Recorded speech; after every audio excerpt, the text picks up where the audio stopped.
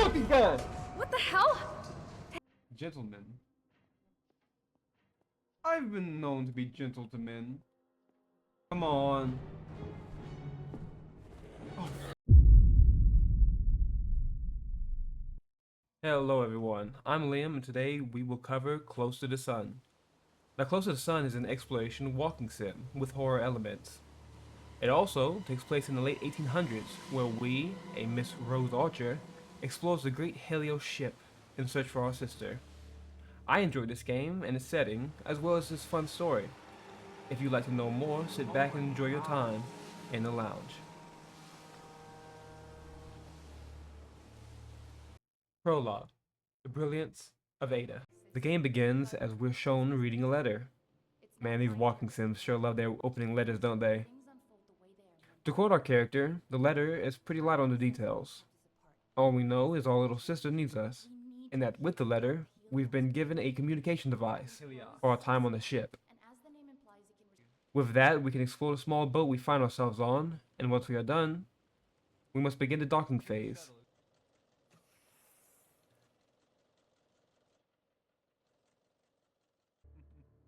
We see the outer side of the ship in this cutscene, a beast of a ship called the Helios, and our setting for the rest of the game.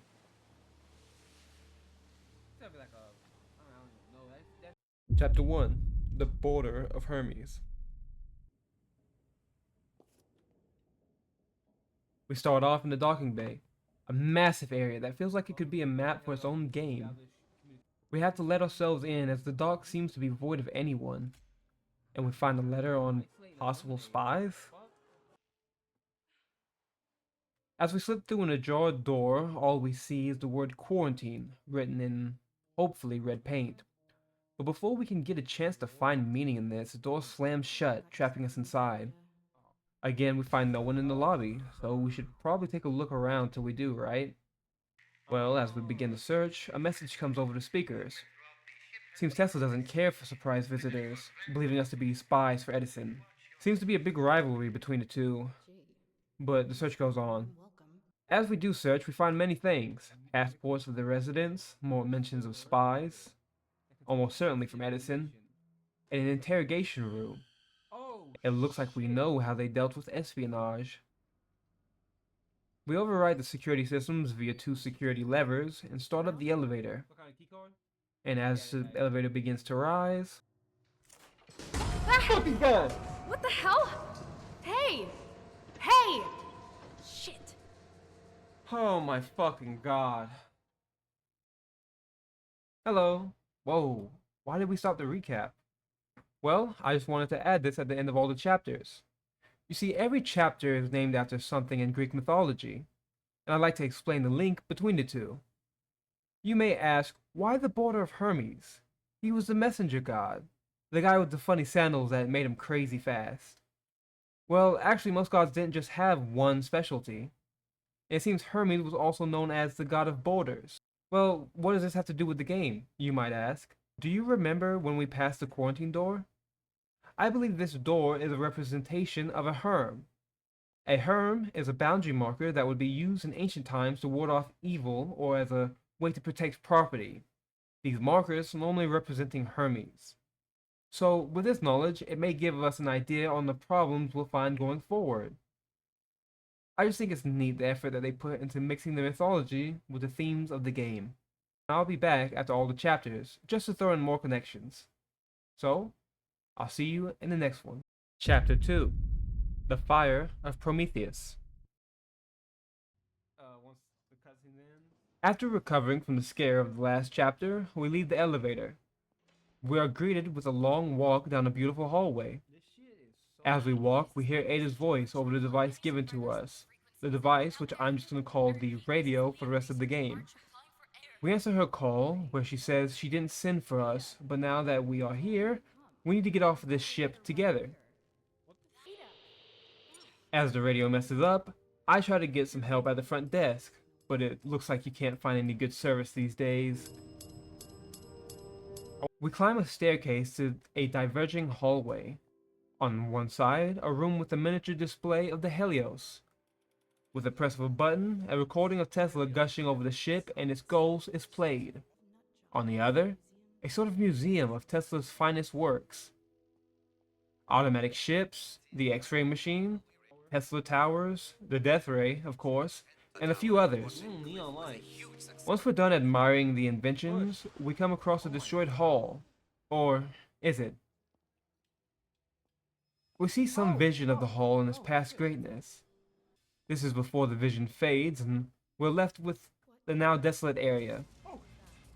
Again, Ada calls and says that she might have sent the message, but not her. A future version of herself, maybe. It's hard to explain right now, so she says we should meet her at her apartment. She tells us how to find the elevator key before we end the call. We find the key in the safe that luckily had the code nearby. And with this item, we can head into the lift and end this chapter. Hey guys, me again. So, the Fire of Prometheus. Who is he, and how does he relate to the story? Well, Prometheus was a titan. He stole fire from the gods and gave it to man.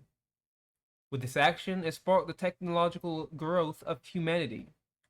In some ways, I like to think the fire of Prometheus is what made it possible to have the Helios. But, if I were to tie it in with a story, I think Tesla is Prometheus. Not in the way of them being the same person, mind you, but doing the same thing. While Prometheus stole the fire that caused the advancements of humans, I think Tesla is meant to be the one to keep the ball rolling with his inventions. And in a way, I think he passes on the fire to the other bright minds of the Helios. But let's continue to Chapter 3. Chapter 3. The Home of Hestia. We saw the chapter having passed by a desk with a strange drawing. Here are my thoughts. What the fuck is this? Why the fuck? Who the fuck drew that? Who the fuck? Y'all not solving shit if y'all got time to fucking draw goddamn Tesla on a table on two chairs with a bird be like, what the fuck is he doing? After this, we find ourselves going down another corridor. This one having many doors, but only one that can be opened. As Rose attempts to open it, her sister calls. We struggle as Ada pokes fun at us, and we finally bust through. Ava, fuck you! You're not my sister no more. Oh!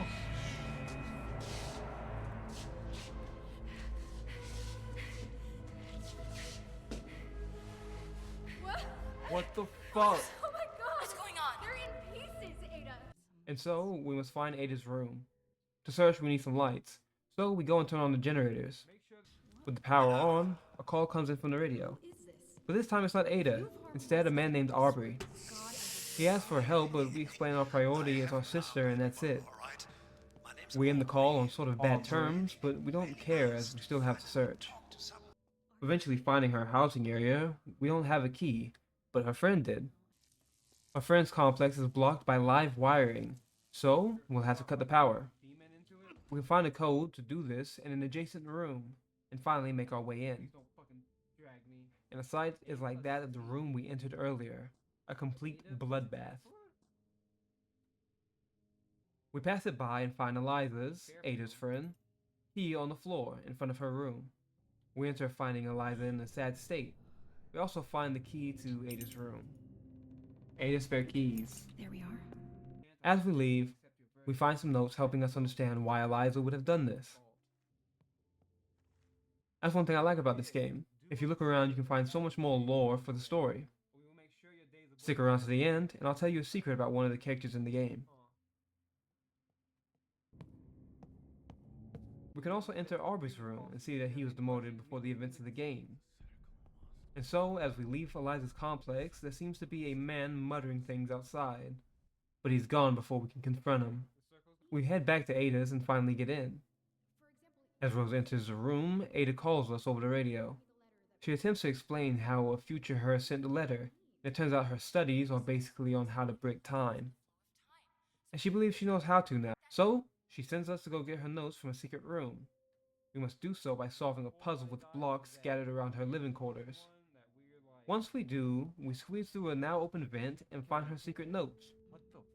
But when we leave, the radios malfunction, and Tesla locks us in the complex. The only person who can help us is Aubrey. and we agree to help him only after we find our sister. When we're leaving, we see that lunatic from earlier, Gorman. Who the fuck is that?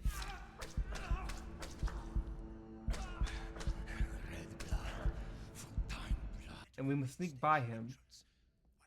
We tell Aubrey, and he attempts to help us get out, but it starts a chase scene between us and the maniac. Who goes there? Fuck. Stop! Fuck. Fuck. Fuck. Fuck. Fuck. No, no, no, no. No, no, no, no, no, no. Fuck, fuck, fuck, fuck, fuck, fuck. Please. Please, for the love of God. Oh, shit! Just run. God damn it, Aubrey! Oh my God. I've got it. At the far end of the way station. The far end. The last way card. Jump into the last card at the far end of the station. Go! Oh my God, he's catching up. Please, for the love of God, don't let me catch up. Oh my God. You are mine! Go! What the fuck? Go! How the fuck do you know my name? Shut it! Shut it! Shut it! Please! Oh shit! You can't run from time, Rose. I'll have my revenge. You will pay for what you did. What the fuck did I do? You made it! Wow! What a sprint! I told you, Benny, she can run. Damn! Until we just barely get away on a rail cart. One for one.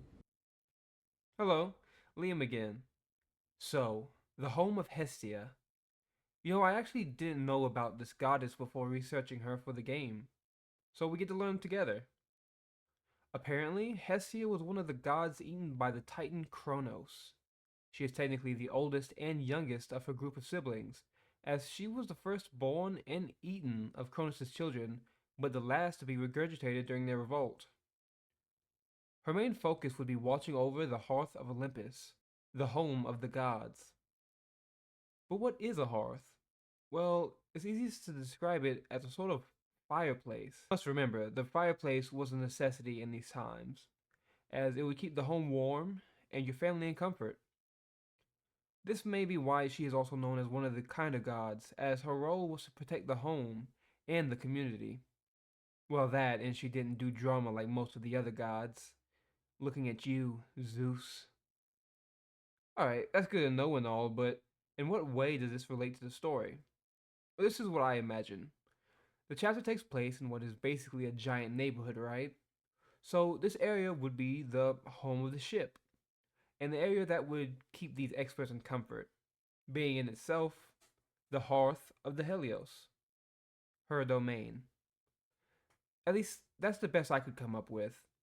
If you have something better or a more interesting take, I would love for you to tell me in the comments. But with that, we'll go on to the next section. Chapter 4: The Works of Daedalus. Time to ask how Ludwig knew your name. We return from where we left off, on the rail cart speaking with Aubrey, but no word from our sister yet. As we acknowledge how strange it is that the lunatic Ludwig knows Rose, we are interrupted by a break in the rail system. Rose is forced to flee from the cart or face a fiery death. And afterwards, she travels through the remainder of the tunnel. Are you okay, Rose? That was close. Of course, the tunnel is still a hazard, having broken debris and busted pipes, spewing flames that block the pathway. But eventually we make it to the rail station, and pass more of those ghostly visions of passengers from the past. Looking through notes, a report can be found, talking about something named Exo. Exo could be called the blood of time from how it's described. Eventually arriving to a laboratory in which our first obstacle is a lightning machine. We can only turn this off and move forward after we carefully maneuver around it. But something isn't adding up. There's just way too many bodies torn to shreds. Something one knife-wielding maniac couldn't do on their own. What could be missing? Anyways, Ada calls us as we enter another room layered with bodies, a massacre in its own right. But first, we must stop for a bathroom break. Gentlemen. I've been known to be gentle to men. Oh! Stupid bitch. Oh, hell yeah, we found a code here. We enter through the now unlocked door and find this weird blue fog filling an empty space. There's also these strange bloodied footprints that leave me with an awful feeling. Perhaps this fog is the Exo mentioned. As we begin to make it to the biolab, we bear witness to the thing that made those awful footprints, as it rips apart two scientists in front of us. You get fucked. Please, help me! Help me, please! No, no, no, no, no, no, no, no, no, no, no, no, no! Oh yeah, I gotta go. I gotta fucking go. It gets Chase, and we're saved as the door shuts behind us, courtesy to Aubrey. He explains that if the exo is the blood, these things are the antibodies, and us, the virus. However, we finally make it to the biolab and find her, Ada, our sister. A happy reunion. Fucking thing. Hey, language. Rose! Oh my god. My big sister is here. My big sister is here. Yes, she is. And we, dear sister, are getting out of here. Come on, how do I get to you? There's a door on your right. Short corridor, stairwell. You can't miss it. I will be right down. No. Ada? I didn't do anything. Ada! Get out! Get out now! I can't. Rose, I can't. No. Rose, listen to me. It's okay. Really, it's okay. You're here for me. I will love you forever for that. But I need you to do one thing. Get my research, Rose. Save it. Go to the theater and get the second notebook. Together they hold the keys to everything. You can fix this. Ada. Promise me, Rose. Promise me. Not like this. Promise me, Rose.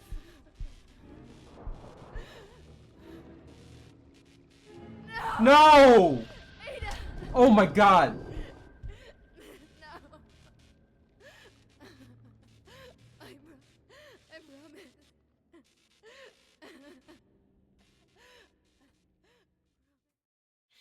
Ooh, here's a fun one. I actually have a character in my D&D game named after this guy. The works of Daedalus. So, Daedalus was a master inventor and his craftsmanship was unmatched. For those who don't know, Daedalus worked under King Minos of Crete. Famous for the wings he made for himself and his son Icarus, he also created the maze that held the mighty Minotaur. Also, as well as the wooden bull that helped bring the Minotaur into the world. You can go ahead and look that one up on your own. Anyways, how does his work relate to this chapter? Well, his ideas would unfortunately lead to tragedy. Many died due to his craft. And as we have been shown, so have the ideas of Ada. In trying to break time, as Ada calls it, she puts into motion something that will not only kill her, but take the lives of a great many of the Helios. So in a way, they relate because their inventions, whether they had good intentions or not, leads to death. Chapter 5. The Darkness of Hades. The chapter opens with us sitting in our sadness. With such a great loss, we have little will left. Aubrey is in our ear warning us that he can't keep the monsters away forever, and he reminds us that we made a promise. We agree with Aubrey that we are going to help him, but first, we must keep our final promise to our sister. He says he understands, and so our goal now is to press forward onto the theater. However, there's only one way we can go now, straight through the reactor core. This place is essentially ground zero, and it seems that it was never turned off. Huge clouds of exo leak from the core as we traverse and escape the room. Our next obstacle is forcing ourselves through a room set ablaze. As we move throughout the burning room, we hear Aubrey. I haven't mentioned it yet, but his isolation has drove him partially mad. And we hear another one of his crazy tangents. Force of nature. Aubrey.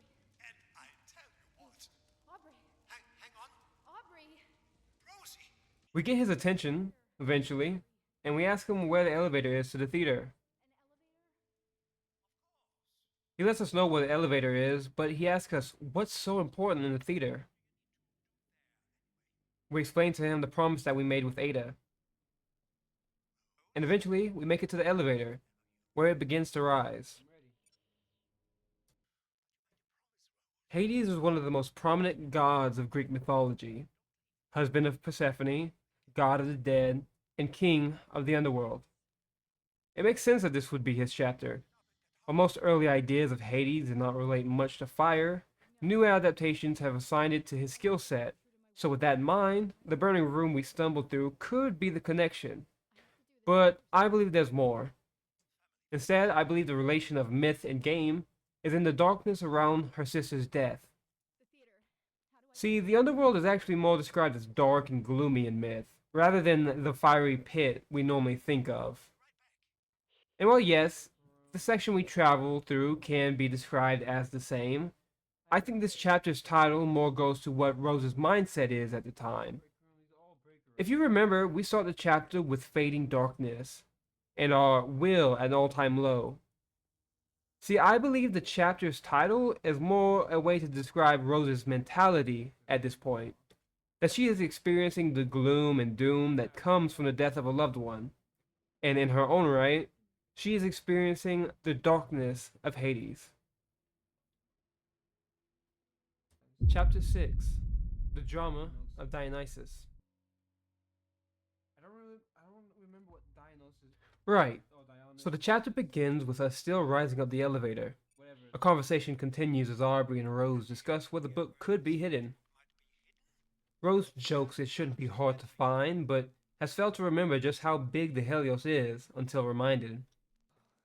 With such a large area to search, Aubrey tells us that he'll be working on other projects, and the call ends. As we begin to enter the theater, those strange visions of the past begin once more. This time, it's Ada and Tesla. We begin to trail these ghosts. It seems Tesla was giving our sister a tour of this place, even giving her a gift of his old theater booth. Ada brings up the stories that might be spread about them, what people might say seeing her in his booth. Tesla tries to ease the worries of our sister, saying it isn't his anymore, and that people will always talk, but he does not care.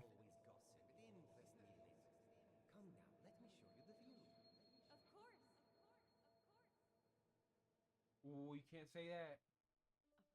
Rose heads towards this private balcony and hopes that this location would home Ada's notes.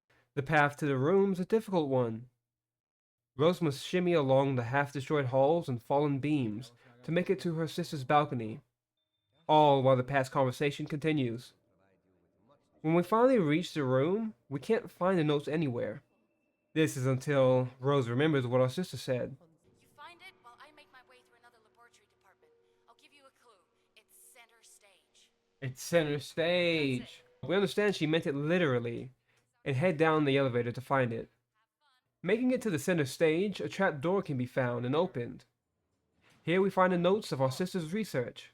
However, we are also found. This starts an unconventional chase scene. You sprint away as fast as you can. I mean, there's a madman chasing you with a weapon. But as you run, it's noticeable that he's no longer behind you. Shit! Where did he go? It's strange. Where did he go? That question is almost immediately answered as you see this man looking at you from the dark. As we traverse the storage areas, you can see him. He's just behind every shelf you pass by. Ludwig throws random items in our path. He's fucking with us. He could get us if he wanted to, but he hasn't yet. That is until another chasing starts. And if you mess up like I did, he doesn't play around Oh my anymore. God. Fuck. Am I dead? He fucked me. No! But if you do manage to outmaneuver Ludwig,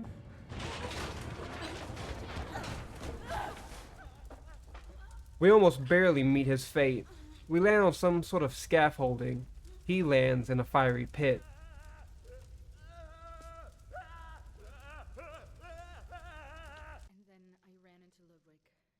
We inform Aubrey of what transpired, and with our promise to Ada kept, Aubrey, and thankfully, a promise to Aubrey must be performed. fire, so Let me get the doors.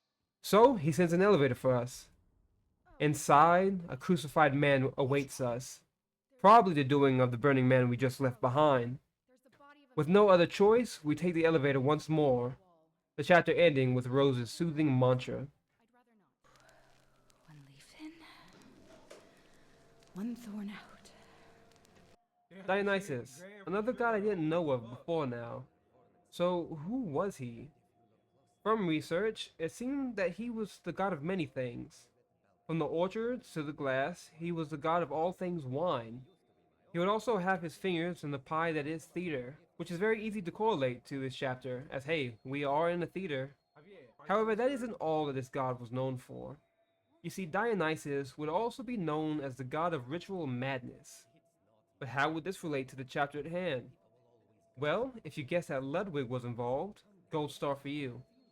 Yes, Ludwig, up till even after his fall, follows these ideas. Oh, you can't say that. The phrases he writes on the walls could most certainly be a way to show his madness through these strange rituals. And the things he repeats of closing the circle and time not being a river may be a mantra you could find in a cultist rant. Even up to the end of the chapter, the man crucified must be another show of his ritualistic beliefs. Chapter 7 The Strife of Eris. Rising through the elevator, Aubrey conveys some disturbing news. He lied to us. He says he doesn't have family waiting for him, and that he's sorry. Rose forgives him, as lying about a family isn't that big of a transgression. But he does make me upset when we learn that getting to him won't be an easy task. We have to get past the engine hall to get to him. To do so, we must traverse and activate catwalks to make a path forward. Having difficulty with this as power flickers on and off, we ask Aubrey to help us, as he is a power guy. He explains it in a complicated way, which leads to Rose asking for a simple explanation. Snapping back, he explains that the electricity is actually being harvested from time itself, and it's pulsating. So as he puts it, shit's complicated. Eventually, we make it out of the engine hall, only to find another task. This time, we need to hit certain valves to reduce the pressure. Only then can we move on. While we do so, the radio is being faulty. We can hear more of Aubrey's mania cut in and out. Something about Tesla and Heroes. After some trial and error, all the valves are proper, and we head past this ginormous set of engines. There to remind us that the Helios is a leviathan in its own right. We come to a control room. In front of us, a large pulsating machine, and to our right, our first glance at Aubrey. We can finally save him. The question now is how. Well, that's easy. There's an emergency switch that will turn off the machine. But of course the switch isn't in our control room. It's in another room, a good ways away. So Aubrey opens the door and warns us to watch. As we do, the machine pulses, and as it does, it leaves strange blue markings into the catwalks. Our goal is to traverse the catwalk and hide when a pulse comes. If we fail, it would mean certain death. So with quick feet and smart planning, Rose manages to get to the room, all without being fried. Once the power is cut, Aubrey and Rose celebrate over the radio. And so we head to the control room to meet up with our now freed ally. Though when we arrive, something strange occurs. Aubrey is nowhere to be found. We do find Benny, or at least what's left of him. Also, there seems to be some strange map of the theater with writing saying, "She's here." As soon as the paper is put down, so are we, as this crazy bastard has betrayed us. He explains that he was jealous. He wanted Tesla's attention, but Ada stole it. He was the favorite, and he would be again. But first, he had to get rid of Ada, and he did. He cut out our sister's calls. He sent the Exo into the room where she died, and now he's going to flood this room with Exo too. He leaves thinking he's won. We run as fast as we can, but our injuries slow us. As we pass through a door, we run into another one of those antibodies, and it sends us flying. But someone's there to help us. They stop the creature, and they know our name.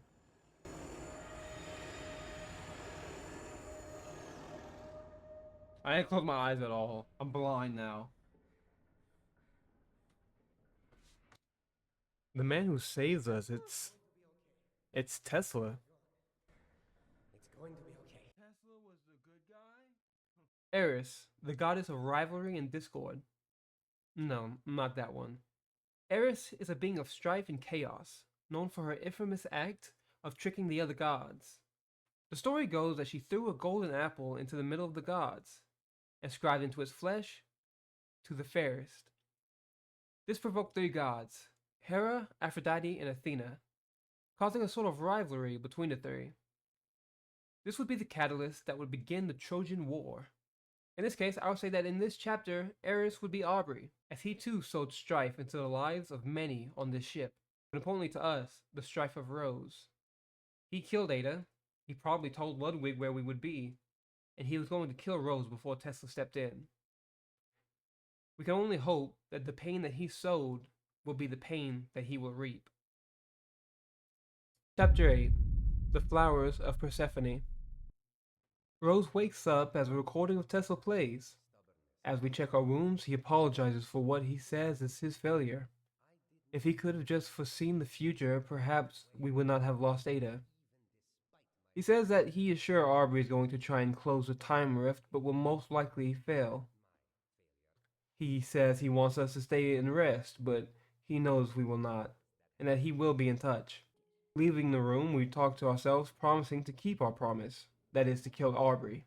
As we travel the halls, we find the same surgery room Ada died in, but her body is missing. All that's left are the visions of her death from the past. It's strange, but as we follow some ghostly figure, we realize that it's us. We are carrying her corpse, but how is that possible? We haven't been here yet. As we follow this ghost to a tree, Ada's voice talks to us. Oh, And as she does, visions of the past appear. The event at Ground Zero. Ludwig scrawling his bloody messages on the wall, and all the deaths aboard the Helios. Something strange happens when these flashbacks show events that we've never seen before. Maybe something from a past cycle, or visions of the future. Either way, it results in the same way. We watched a ghostly version of ourselves lay Ada down at the base of a tree, her body left to rest in peace. We didn't leave her and enter a garden. It seems that they've been trying to gain power from plants as well. Moving forward, we again run into Exo, and with Exo comes the antibodies. So Rose, being chased by the antibodies, barely makes it out of harm's way as the door slams shut right behind her. Continuing on our path, we follow more ghostly visions to the rail system, and as the chapter ends, we call ourselves a rail cart. I'm coming for you, Aubrey. The Flowers of Persephone. If you paid attention, I mentioned this goddess in the Hades section. She is the queen of the underworld, goddess of dead, as well as spring. Her most known story is that of her abduction. You see, in myth, she was abducted by Hades, forced down to the underworld. Persephone's mother, Demeter, would search for her so much that she would neglect her duties, which would lead to famine. With the threat of famine, gods worried about their worship and their sacrifices. So, some caved and told her what really happened. Eventually, this led to Hades being forced to give Persephone back, but in turn, he would make Persephone eat of the fruit of the underworld. This being a taboo that would force her to stay in Hades for part of the year to survive. This angered Persephone's mother. When Persephone was home, the world would prosper and spring would bloom. But when she was forced back to the underworld, Demeter would be so upset that she would not be able to do her job again, leading to another famine. This cycle would be what we would call seasons, and why Persephone would also be called the goddess of rebirth. With this knowledge, I believe that we can theorize what this chapter is really about. With all the talk of breaking time and it being a circle, The visions Rose see of the past and possible future, one might guess that the major connection here is the themes of rebirth, and a hint that maybe death isn't permanent, and maybe we will be able to see Ada again, just as Demeter got to see Persephone once more. Chapter 9. The Path of Ares. We get off the rail cart and we are at another station. The area around us is freaking out. Tesla explains he believes it's Aubrey's fault, that he's bringing all this energy of the Helios to one location, and now Exo is leaking everywhere. We must stop him, so we make a dash towards the Tesla Tower. Along the way, we pass more corpses and ghostly visions, and we make our way to a decontamination area. Here, Aubrey taunts us about our dead sister, as he blocks our path to him. But Rose is as stubborn as Ada claimed, and continuously finds a way through. All the exo leaks bring the threat of more antibodies, but nothing that we haven't survived before. Eventually making it to an elevator, we tell Aubrey that Tesla already knows about his plan. Aubrey claims that this is a sad attempt of a lie, and he'll kill us by hand if he needs to. His bravado falters and breaks immediately when Tesla arrives. So glad you are here. I think there must be something wrong with Nicola. Sir? Tesla handles the current threat with ease and asks us to take the elevator up. We'll be needed in a moment, he says. Ah, Ares, god of war. Ares, the mythological being that represents the horror of war and bloodlust. A real badass. Except not really. He was actually more humiliated than you might think. In lore, he constantly would be the butt of the joke. Actually, in many stories, most of the time he would lose fights, even known to run away from mortals. He lost to his sister Athena basically every time they fought, and he would also be known as Zeus's least favorite child. Now don't get me wrong, I will give him his credit.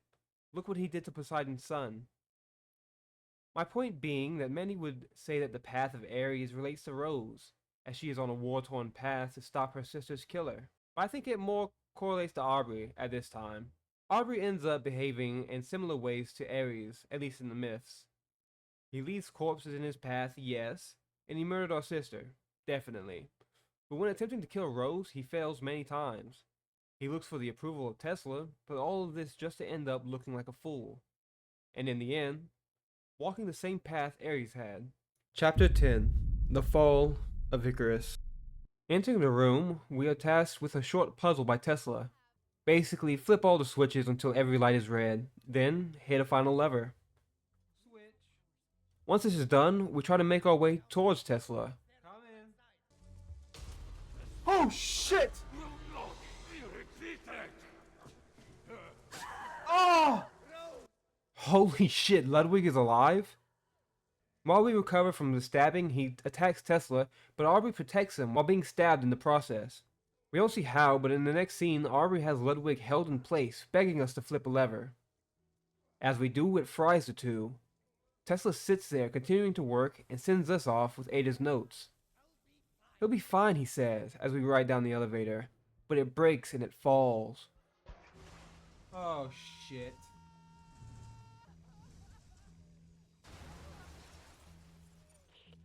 We manage to survive the crash and realize one thing, that we must run. The tower is gonna fall and there is Exo everywhere, a horde of antibodies chasing us as we get back to the stairwell. We're flung to the floor as the tower explodes behind us, crushing whatever creatures were on our tail. Tesla somehow survives the collapsing tower and gives us one last task. Reach the globe in his room to find safety.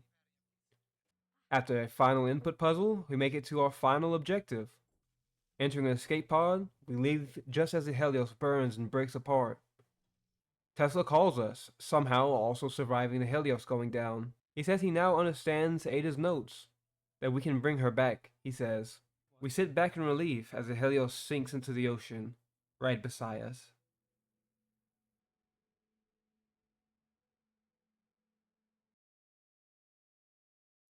Icarus, the boy who flew too close to the sun.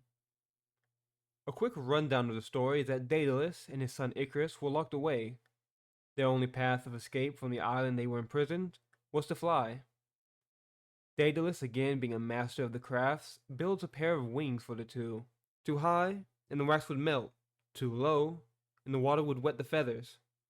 Icarus flies higher and higher until the heat melts the wax off of his wings, causing him to fall. His hubris failing him, and his want to explore crushed. Aubrey again feels like the standout character in this chapter. I feel out of all the characters, he sort of walks the line of Icarus. Trapped in a room for most of the setting, until being broken free. He tries to use ideas that he doesn't fully grasp to do something that he doesn't fully understand, eventually falling from the greatest height as the tower collapses, and sinking into the ocean, the same as Icarus. His resting place will be the Helios, and in a way, being close to the sun. So, that was Too Close to the Sun. It was a bit wonky at times, and the pacing was rough near the end, but I liked it. A nice short walking sim based off an alternate history. I may not understand how all the time travel or the science behind it works, but I do understand that I had a fun time with the short amount of time I spent with it. I also loved being able to explore more Greek mythos because of this game. It was a wonderful experience, but I think that just about wraps it all up. That's one thing I like about this game. If you look around, you can find so much more lore for the story. Stick around to the end, and I'll tell you a secret about one of the characters in the game. What? You remembered that? Oh, okay, well, I guess I have to tell you now. Well, if you must know, the character who has a secret backstory is Ludwig. Yeah, it shocked me too. I didn't find out until after replaying for footage. So, what's so special about our little maniac? You'd never guess this, but he was a serial killer long before he stepped foot on this ship. Remember that apartment chapter? Well, there was a few steps to get into a certain room that I didn't show in the video. After exploring Ada's room, the door to a C.F. Brown opens. In here, there's a newspaper that will give away the answer the moment I show you, so just hold on one sec. Instead, we will have to finish a puzzle in his room, similar to the one that we did in Ada's. However, this time, we must follow the rules of a poem. And once we do, we open the safe, and inside, a note and a key. It seems Brown was investigating a man named Ostrich. The key in the safe leads to his room. After entering the room, we find a letter written by him. The L stands for Ludwig. He writes to a John fellow about how staying aboard the Helios has stopped his temptations and that his busy work has kept him sane. He also mentions how the media is unfair to the ship, just as it was to his career in London. If it hasn't clicked yet, his killing ground was in London. The earlier newspaper actually talked about Whitechapel. Holy shit, Ludwig is Jack the Ripper. It's insane, right? It's fucking insane. When I first found this, I was mind blown.